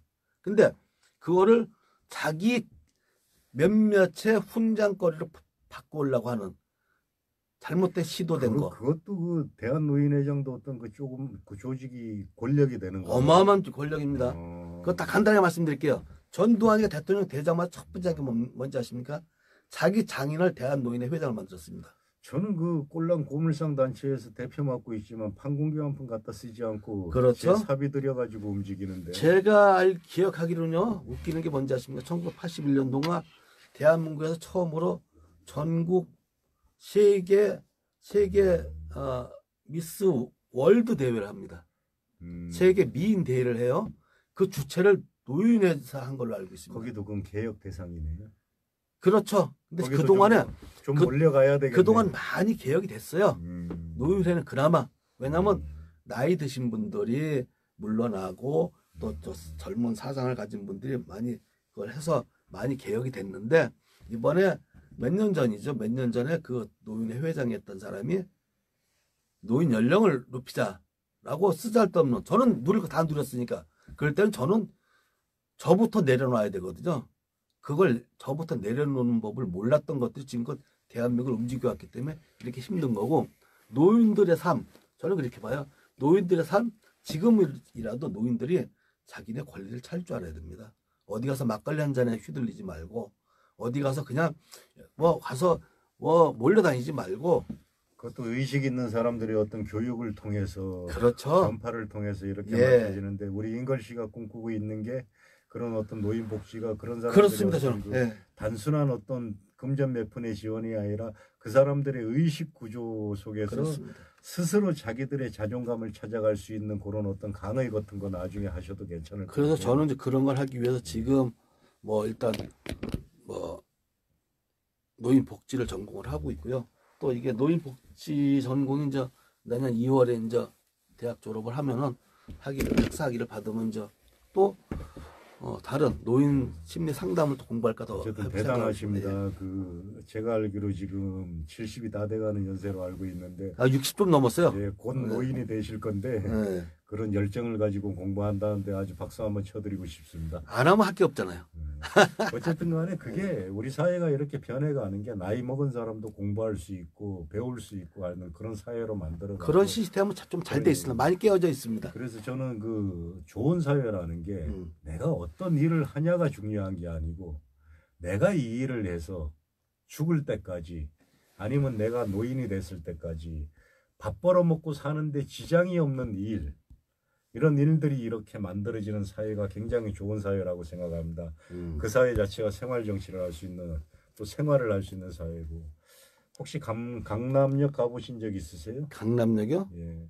예, 몇 번 6번 출구인가 5번 출구에 그 철탑 위에 매달려서 지금 예, 삼성전자 삼성과 싸우고 있는 사람이 예. 그 어찌 보면은 그 우리가 얘기하는데 뭐 민주노총이라 그리고 대목군이라 그리고 뭐 썩을 놈들이라 그러는데 사실은 삼성이라는 어떤 거대한 세력하고 싸우기 위해서 140 며칠을 지금 철탑 위에 앉아 있는데 그렇죠. 누구 하나도 정치권이나 아니면은 삼성이나 이런 데서 그쪽에 관심을 가지지 않아요. 좀 있으면 날씨 굉장히 추워지고 한데 그 사람 내려올지 안 내려올지는 모르겠어요. 제가 그분이 아니니까는.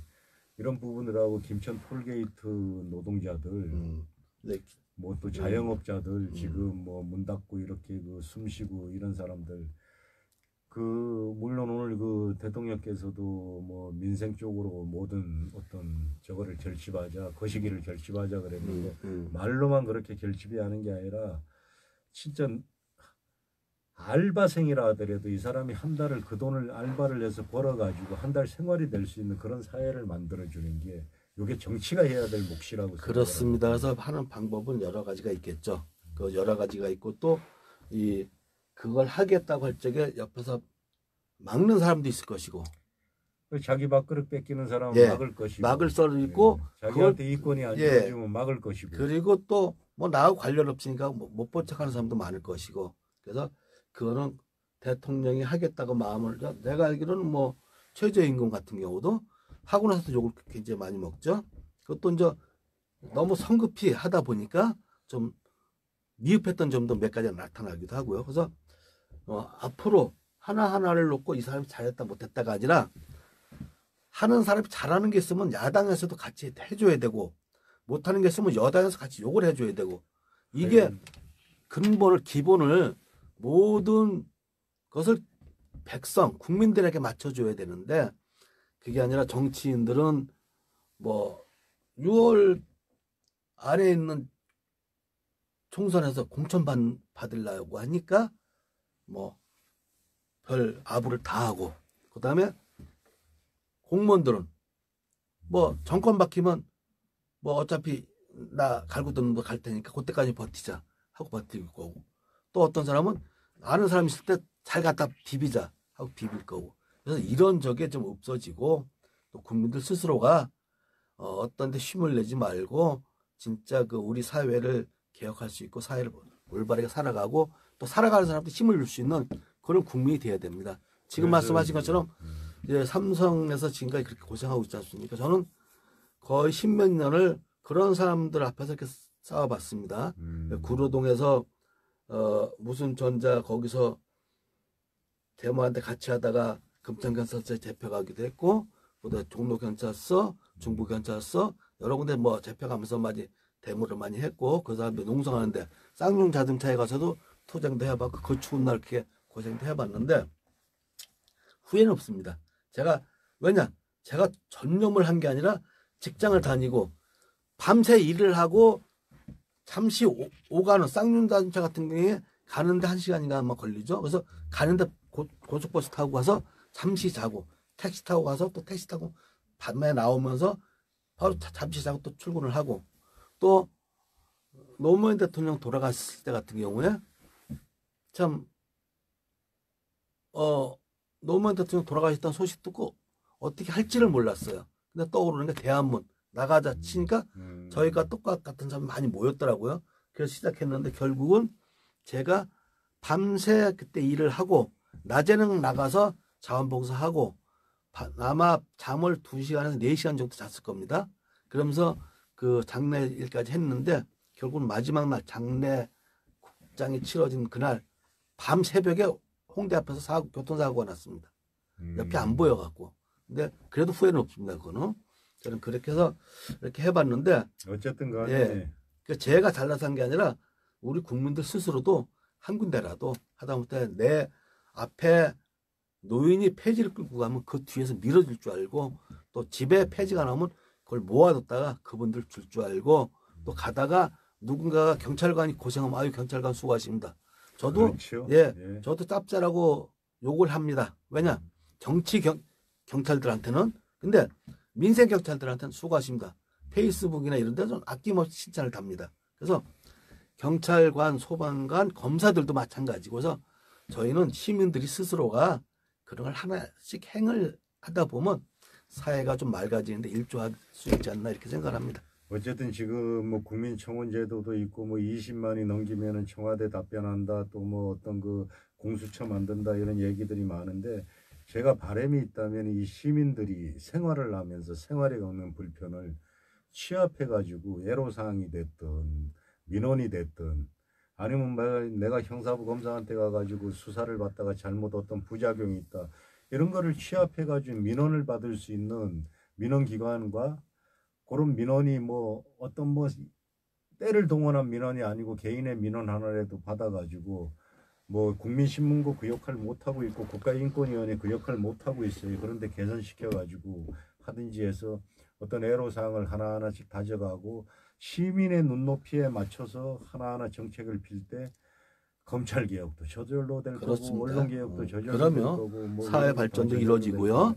그리고 저 내년 총선에 나가는 예비 정치인들 특히 지금 원외에서 뛰고 있는 분들 지금부터 지역구 가가지고 진짜 어떤 어려운 분들이 사는지 좀 살펴보고 그러니까 조금 아까 지적했다시피 어깨에 힘 빼고 훅가시 일본말 힘을 빼고 빼고 고개 숙이고 생활 정치하고 맞습니다. 뭐 이런 걸로 좀 가닥을 잡고 오늘 장시간 우리 임걸님하고 이렇게 얘기했는데 제가 조금 흥분한 부분도 있고 막 저거 하는데 근본은 그렇습니다. 어쨌든 간에 저도 이 나라 시민이고 시민의 역할 다 하고 있는 사람이고 어쩌면은 그런 속에서 너무 거대한 거에 매몰돼서 너무 거창해요. 저는 진짜 그 모르겠어요.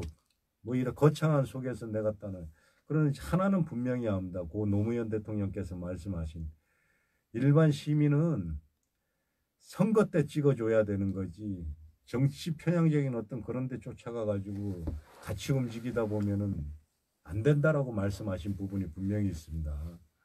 그러면은 정치의 노예가 된다. 거기에 어떤 그 뭐 존속물이라 그러나 뭐 그렇죠. 그런 게 된다. 그래서 시민들은 동요하지 말고 자기 일상생활에서 최선을 다해 일하면서 그래도 선거 때 덜 나쁜 놈을 찍고 맞습니다. 그 사람을 보지 말고 그 사람이 말하는 정책이 어떤 건가. 맞습니다. 그 사람이 얘기하는 어떤 앞날의 비전이나 어떤 일을 하겠다라는 걸 봐주고 그런 걸 보고 찍어줄 수 있을 때 이 나라가 잘 돌아간다고 말씀하셨습니다. 근데 지금 보면은 노사모들조차도 그 얘기 안 지켜요. 그렇죠. 그게 이제 노사모들조차가 아니라 이제 그런 노무현 대통령의 정신을 잊은 사람이 많이 있죠. 또 더 잘 이어가는 사람도 많고요. 저 같은 경우는 노무현 대통령 그 계신 곳에 바닥에 박석이라고 그러죠. 얇은 돌에다가 이름을 새겼습니다. 자기가 좋아하는 노무현 대통령의 글도 같이 새기면서 저도 제 이름으로다가 노무현 대통령의 뜻에 따라 살겠습니다라고 이제 가운데쯤에 아마 운이 좋아서 가운데쯤에 제 이름이 있는데요. 그렇게 하면서 참 노무현 대통령 참 진짜 그 돌아가시고도 수많은 사람들이 노무현 대통령이 집이 아방궁이다. 지하에 어마어마하게 자라고 저 뒤에 있는 그 공기 순환기를 봐라. 에어컨 지하에는 에어컨하고 습기 조절하는 그걸 보고 그렇게까지 하고 하다못해 노무현 대통령이 뭐 논두렁에 시계를 버렸다. 그거 찾으러 가자. 이렇게까지 하면서 참 많은 고통을 당하셨는데 저는 그렇습니다. 그분의 뜻을 따라서 저도 아마 그때부터 아마 사람이 됐을 거예요. 그 전까지만 해도 사실 정치 계통에 있으면서 얻어먹을 줄 알고 또 이렇게 줄 줄 알고 저도 그랬는데 그때부터 자발적인 시민 참여라든가 또 십시일반해갖고 우리가 올바르게 하자 이렇게 하는 운동을 한 게 아마 그렇기 때문인데 저도 그렇습니다. 지금 오늘 뭐 장시간 하면서 사실 아까 말씀했습니다만 우리 이 방송을 어떻게 해야 되는가. 사실 이 방송은 간단하거든요. 그저 술 한잔 먹고 안주거리로 할 수 있는 얘기를 우리 하자. 우리가 하고 정치 엿장수 가듯이 엿장수 마음대로 하듯이 내가 하고 싶은 얘기하고 또 뭐 상대방 하는 얘기 제일 먼저 중요한 건 경청이죠. 상대방이 할 때 말을 들어주고 그래서 지금 서로 지금 뭐 우리 조남주 회장이나 저하고 반대적인 얘기를 하면서도 서로 감정을 안 상하고 또 앞으로 더 잘할 수 있는 그런 감정이 생기는 게 바로 상대방을 존중해주고 경청을 한 거죠. 그래서 좀 저도 앞으로 이런 저거에 대해서 좀 화려하게 하고 급한 마음으로 운영진을 짜도 보고 출연진을 섭외도 해봤는데요. 그럴 게 아니고 뭐 앞으로 어딜 가든지 또 어떤 사람이 나오든 좀 발전적인 사람이 나오겠지만 잠깐 시간이 걸릴지도 모르겠습니다. 그것도 이게 뭐 방송이라는 게 뭐 우리가 전문적인 지식을 가지고 있거나 어떤 뭐 학자도 아니고요. 우리는 그냥 이 시민사회에 살아가는 평범한 필부라고 얘기하니까 그렇습니다. 좀 천출일 수도 있어요. 그렇죠. 천출들끼리 하는 얘기에 어떤 큰 비중을 두지 마시고요.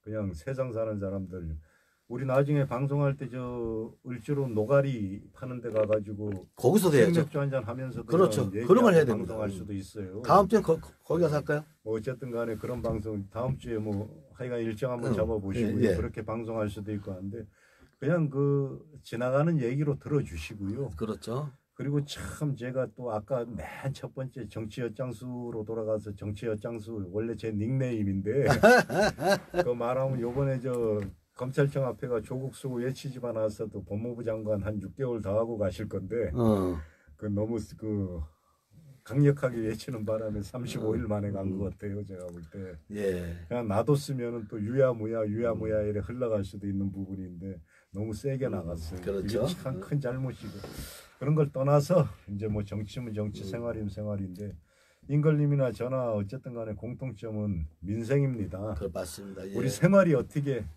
우리 서로 주머니에 돈 떨어지면은 이것도 못해요. 그렇습니다. 하면 몇만 원이라도 벌어야지 요구할 수 있는 거죠. 그러면 열심히 일을 해야만 할 수 열심히 있는. 일하고 그 일한 게 자기가 노력한 만큼 대가가 나올 수 있는 그런 그렇죠. 사회를 예. 항시 꿈꾸는 게 접니다. 혹시 임걸님 생각 어떠신지? 저도 그렇습니다. 저도 이제 한때는 뭐 사업을 하다 망하기도 했고 또 한때는 뭐 폼을 잡고 정치인 그늘에 있어도 봤고 여기저기 기웃거리도 했고 또 좋은 사람들과 좋은 일을 하기 위해서 뭐 길바닥에서 뭐 이렇게 참 비도 맞고 눈도 맞으면서 희생도 많이 했고요.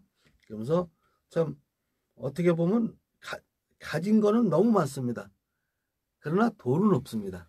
어쨌든 우리가 지금 방송하다 보니 1시간 반이 넘었어요. 예, 예. 장시간 방송인데 우리 오늘은 좀 마무리하시면 안 될까요? 네, 그래서 저도 이제 그래서 마무리하는 말씀을 드리면은 저도 이렇게 살면서 후회는 없습니다. 그리고 앞으로도 또 이렇게 살 거고요. 그래서 조남준 씨 같은 일반적인 우리 진짜 우리 현실 생활에서 만날 수 있는 그런 좋은 동반자랑 같이 이런 활동을 해서 저도 재밌고요. 앞으로도 좋은 방송 많이 했으면 좋겠고 그다음에 이걸 보시는 분들 중에서 야 니들 그게 좀 뭐냐 하시는 분 연락 주십시오.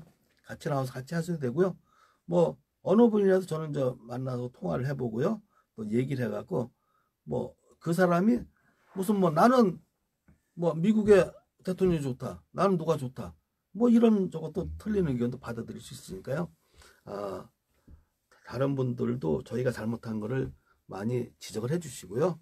그다음에 같이 해줬으면 좋겠습니다. 저는 이것으로 오늘의 제 소감을 마치겠습니다.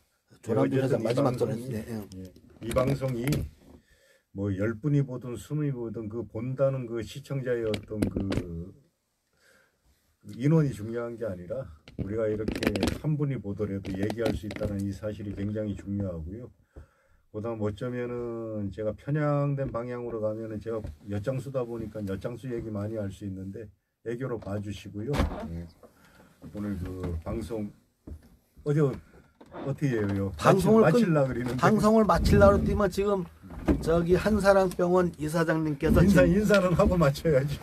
잠깐 벌써 맞춰요. 네, 우선 좀 마이크를 넘겨주시고 예. 좀 조 이사장님은 우선 또 몸이 좀 불편하시니까 그걸 해도 되겠습니다.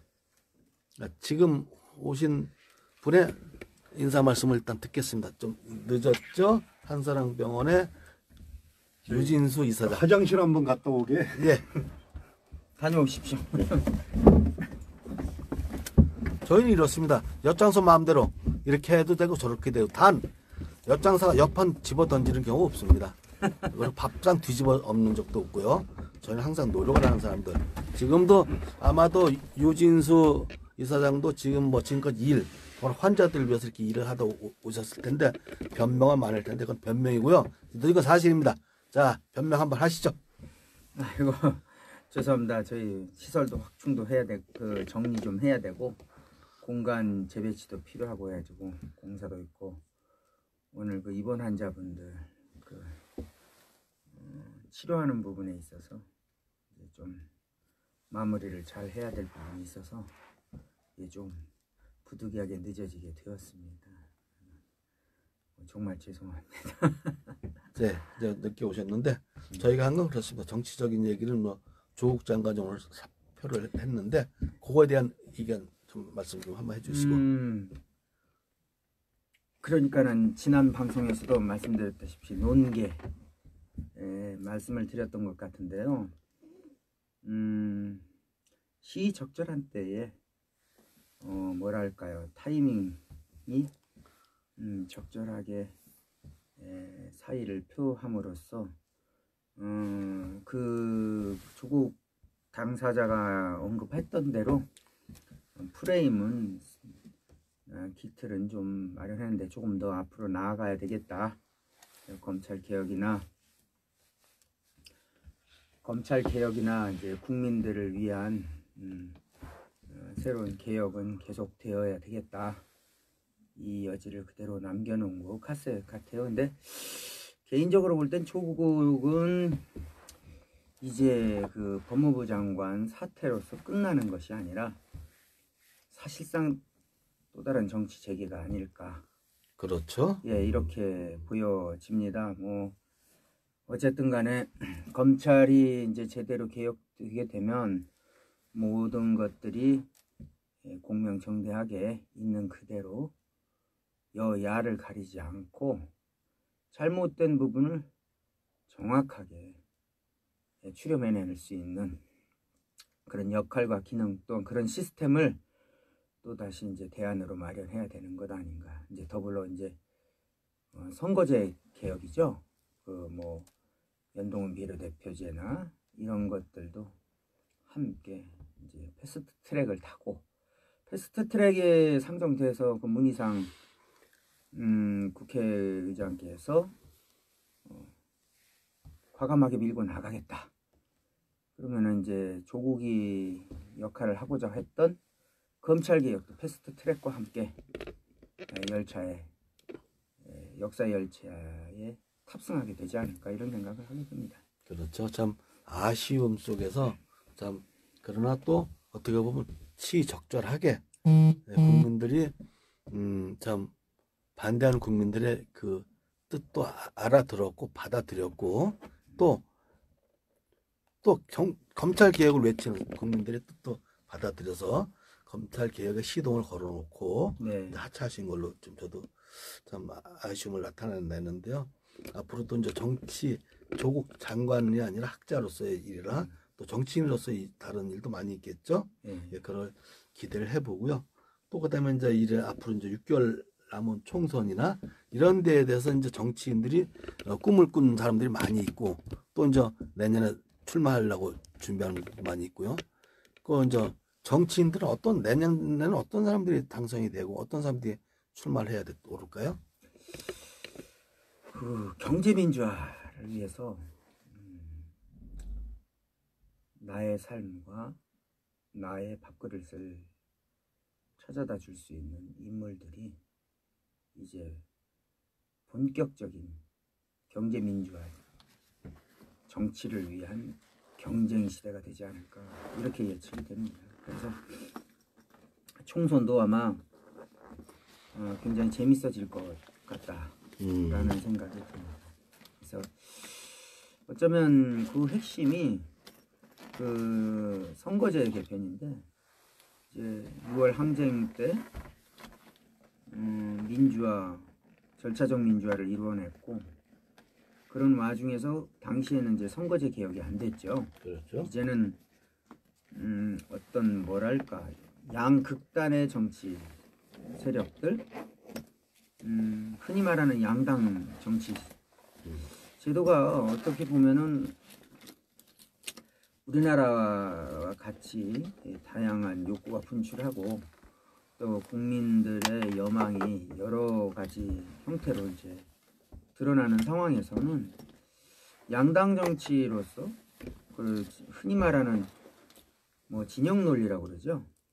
그렇게 해서 표를 얻던 시대는 이제 가야 되지 않을까. 그렇죠. 그러다 보니까 옥석이 가려지지 않고 여당이었다 야당이었다 야당이었다 여당이었다 수시로 바뀌고 양쪽에서 A, B 이렇게 두 조합만 이렇게 드러났고 뭐 C, D, E 이런 절충이나 그 다음에 중간 조정이라든지 그 다음에 충돌을 갖다가 완만하게 해결할 수 있는 합의적인 그런 진정한 대의민주주의 또 그럴 그룹에 속한 사람들도 없어졌어요. 예, 그랬죠. 그랬던 것이 이제는 이제 촛불 들고 시청 앞 광장을 가지 않아도 나의 삶을 책임져 주기 위한 나의 정당은 선택지가 여러 곳이 있다는 거죠. 그렇죠. 두 가지 물건을 거리는 것보다는 흑백의 논리가 아니라 맞습니다. 여러 가지 논리 속에서 또는 여러 가지 그 선택지에서 국민을 위해서 나를 위해서 잘하는 쪽을 갖다가 지지 선택하는 그런 모델이 이제 그런 정치적인 모멘텀이 이제 작동하지 않을까 이런 생각이 듭니다. 맞습니다. 이게 모든 것을 결정짓는 사람의 책임이에요.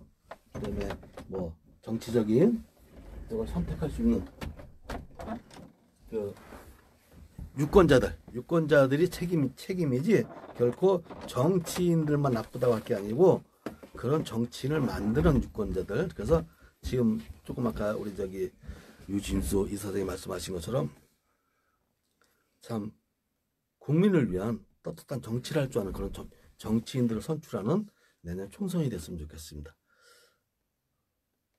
진검승부죠. 그렇죠. 진검승부. 진짜. 지금 우리 조남준 회장이 지금 잠깐 화장실 갔다 왔는데요. 그 유진수 이사장이 지금껏 그 조국 장관에 대한 아쉬움 그리고 그 앞으로 어떤 일을 할 것인가 기대감을 표출했고요. 그다음에 이제 내년 총선에서 좀 유권자들이 양식 있는 정치인들을 선출했으면 좋겠다 이런 말씀했는데요. 예.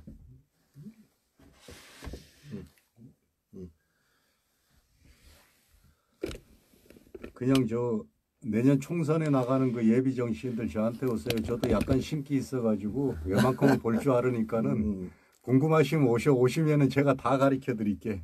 될지 안 될지 그 태도 보고 다 가르쳐 드리고 할 수 있으니까는 몰려오시고 그 우리 방송에 나오세요. 나오시면 되지. 나오시면은 당선될지 안 될지 바로 그 자리에서 판가름 해줄 테니 많이 좀 참석해 주시고 많이 좀 와주시면 좋을 것 같습니다. 좌우지간 그 총선에서의 어떤 그 승패는 그 영업에 비유하는데 영업은 내가 몇 번을 방문하고 거기 가서 무슨 대화를 나누고 거기 가서 어떻게 체제 시간을 몇 시간을 머물러야 이꼬르 실적이 나오는 거기 때문에 그 이꼬르 총선에 당선이 나올 수 있다라는 거 그것만 명심하시면 될 것 같고요.